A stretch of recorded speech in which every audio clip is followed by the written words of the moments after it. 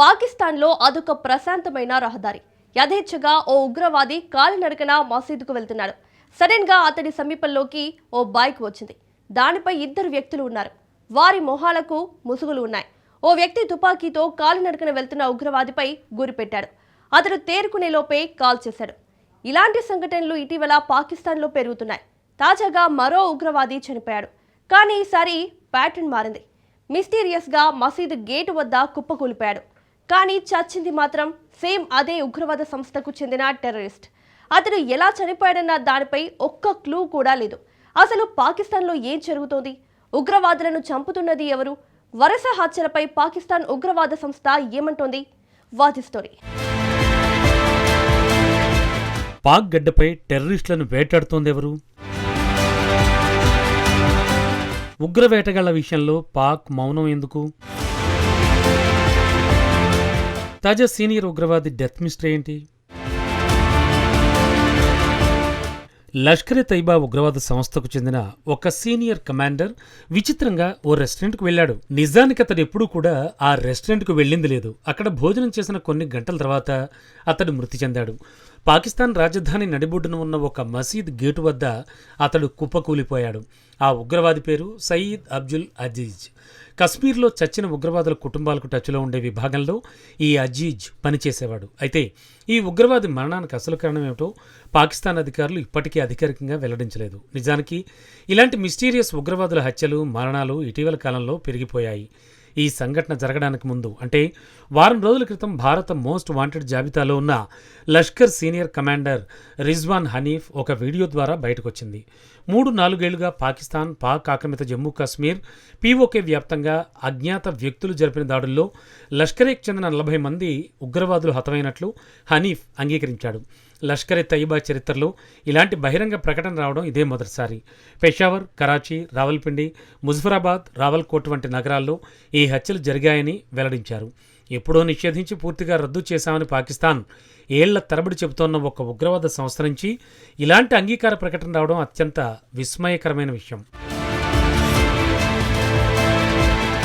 తాజాగా అనుమానాస్పదంగా చనిపోయిన ఉగ్రవాది సయీద్ అబ్దుల్ అజీజ్ ఎవరు? ఎందుకు అతడి మరణం అంతటి ప్రాధాన్యత సంతరించుకుంది? రిజ్వాన్ హనీఫ్ అసలు ఏం క్లెయిమ్ చేస్తున్నాడు? ఆ వాదనల్లో ఎంతవరకు నిజం ఉంది? లష్కరే ఉగ్రవాదులను ఎక్కడ ఎలా హత్య చేస్తున్నారు? ఈ పరిణామాల వెనక ఎవరు ఉన్నారని పాకిస్తాన్ ఉగ్రవాద నెట్వర్క్ భావిస్తోంది. సయీద్ అబ్దుల్ అజీజ్ ఇస్లామాబాద్లోని తనకు పరిచయం లేని ఒక రెస్టారెంట్లో భోజనం చేశాడు. ఆ తర్వాత ప్రార్థనల కోసం కూబా మసీదుకు వెళ్లాడు. తాజా నివేదికల ప్రకారం మసీదు వెలుపలికి రాగానే గేటు వద్ద అతడు కుప్పకూలిపోయాడు. అక్కడికక్కడే ప్రాణాలు విడిచాడు. అయితే అతడి మరణానికి అసలు కారణం ఏమిటి అనేది ఇప్పటివరకు అధికారికంగా పాకిస్తాన్ నిర్ధారించలేదు. అజీజ్ స్థాయి వ్యక్తి విషయంలో పాకిస్తాన్ అధికారులు ఎలాంటి అధికారిక ప్రకటన చేయకపోవడం మరీ విడ్డూరం. అజీజ్ సాధారణ ఉగ్రవాది అయితే కాదు. లష్కరే తయ్యబా అంతర్గత నిర్మాణంలో కీలక పాత్ర పోషించినవాడు. జమ్మూ కశ్మీర్లో భద్రతా బలగాలతో జరిగిన ఎదురుకాల్పుల్లో హతమైన ఉగ్రవాదుల కుటుంబాలతో నేరుగా సంబంధాలు నిలుపుతూ ఉంటాడు. వారికి ఆర్థిక, లాజిస్టికల్ సహాయం అందించే విభాగానికి అజీజ్ బాధ్యత వహించాడు. ఒక రకంగా చెప్పాలంటే హతమైన ఉగ్రవాదుల కుటుంబాల సంక్షేమం, సంస్థాగత నిర్వహణ బాధ్యతలను అతడే చూసుకుంటూ ఉంటాడు. ఇదొక పరిపాలనాపరమైన బాధ్యతే. కానీ ఉగ్రవాద నెట్వర్క్లు, లష్కర్ అంతర్గత లెక్కలు అన్ని అజీజ్కు పూర్తిగా తెలుసు. అయితే అజీజ్ ఒక్కడే ఇలా మరణించుంటే ఇదేం పెద్ద మ్యాటర్ కాకపోయి ఉండేది. కొద్ది నెలలుగా పాకిస్తాన్లో ఇలాంటి సంఘటనలే జరుగుతున్నాయి. వారం రోజుల క్రితం భారత most wanted terrorist Hafiz Saeed బంధువును అజ్ఞాత వ్యక్తులు కాల్చి చంపేశారు.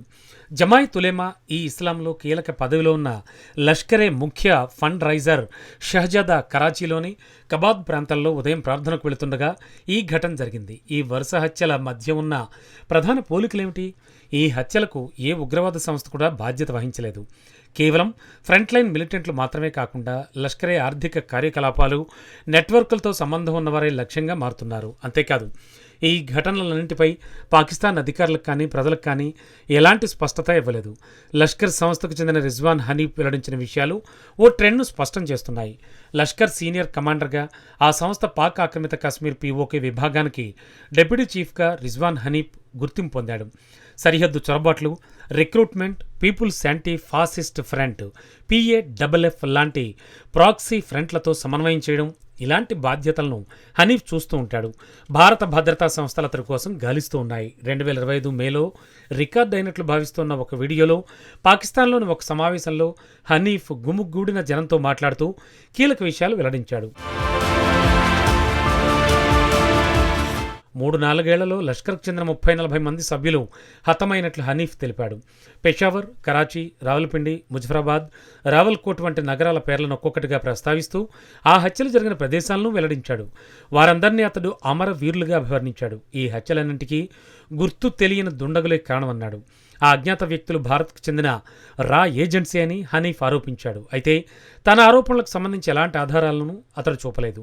ఇలాంటి నిరాధార ఆరోపణలను భారత్ గతంలోనూ కొట్టి పారేసినట్లుగానే అధికారులు ఈసారి కూడా వాటిని తోసిపుచ్చారు. హనీఫ్ వీడియో నిజమైందే అని భారత వర్గాలు ధృవీకరించాయి. అయితే ఆ వీడియోలో చేసిన ప్రకటనలు, మృతుల సంఖ్య, కాలక్రమం వంటి అంశాలపై బహిరంగంగా నిర్ధారణ కాలేదు. ఆ వీడియోలో హిందూ సమాజాన్ని కించపరిచేలా రెచ్చగొట్టే వ్యాఖ్యలు కూడా ఉన్నాయి.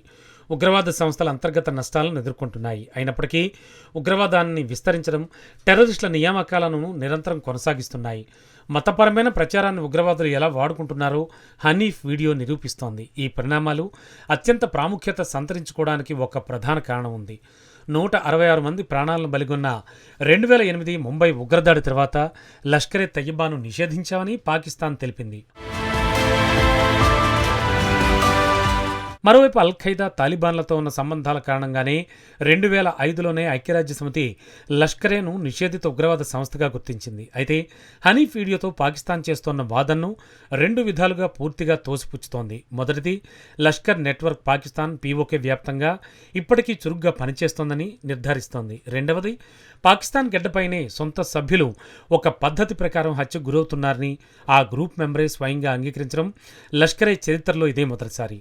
పాక్ ఆక్రమిత కశ్మీర్, బలూచిస్తాన్, ఖైబర్ పఖ్తూన్ఖ్వా ప్రాంతాల్లో అశాంతి నెలకొంది. ఈ తరుణంలో అజీజ్ మరణం, హనీఫ్ చేసిన ప్రకటనలు ఒక్కసారిగా తెరపైకొచ్చాయి. మరోవైపు గత నెలలో జేయుఐ నేతల హత్యల వంటి మతపరమైన రాజకీయ ప్రముఖుల వరుస హత్యలు కూడా దీనికి తోడయ్యాయి. హనీఫ్ చెప్తోన్న వరుస హత్యల ట్రెండ్ బట్టి చూస్తే అజీజ్ మరణం కూడా అలాంటిదేనా అనే అనుమానాలు కూడా వ్యక్తమవుతున్నాయి. కానీ పాకిస్తాన్ ఇంకా అధికారికంగా నిర్ధారించలేదు. అయితే లష్కరీ సంస్థ తన సొంత సభ్యుల వరుస మరణాలపై బహిరంగంగా కలవరపడుతోంది. సరిగ్గా అదే తరుణంలో ఆ సంస్థకు చెందిన ఒక సీనియర్ నేత ఎలాంటి స్పష్టత లేని విధంగా మిస్టీరియస్గా మరణించడం మాత్రం ప్రస్తుతం తీవ్ర చర్చనీయాంశంగా మారింది. కాబట్టి మనం మొదలుపెట్టిన చోటుకే మళ్లీ వస్తే సయీద్ అబ్దుల్ అజీజ్ను అసలు ఏది బలి తీసుకుంది? దీనిపై పాకిస్తాన్ ఎందుకు మౌనం వహిస్తోంది? రిజ్వాన్ హనీఫ్ వర్ణించిన ఆ 30కి పైగా హత్యలతో అజీజ్ మరణానికి ఏమైనా సంబంధం ఉందా అనే అనుమానాలు వ్యక్తమవుతున్నాయి. లష్కర్ను ఎప్పుడూ నిషేధించి రద్దు చేశామని పాకిస్తాన్ వాదిస్తున్నప్పుడు ఆ సంస్థకు చెందిన ఒక సీనియర్ కమాండర్ తన మనుషుల ప్రాణాల గురించి కెమెరా ముందు బహిరంగంగా ఎందుకు మాట్లాడుతున్నాడు? ఇలాంటి ప్రశ్నలకు పాకిస్తాన్ మాత్రమే సమాధానం ఇవ్వగలదు.